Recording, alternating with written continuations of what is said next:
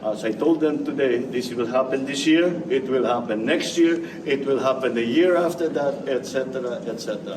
So we have to think in those terms. But I think thus far, kailangan talaga natin, unfortunately, we are at the mercy of the weather. And there are areas na hindi pa natin mapasok, but mag-aantay tayo pagbaba ng tubig. We're finding ways, kahit may baha, siyempre may mga rubber boat, meron tayo para magpadala ng doktor, magpadala ng ng relief goods, o kung hindi, para i-evacuate yung tao. So, we just continue to do what we always do. And so far,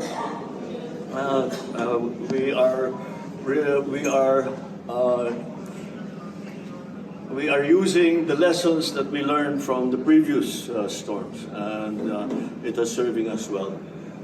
And I hope that the weather gets better. Thank you very much. Good morning.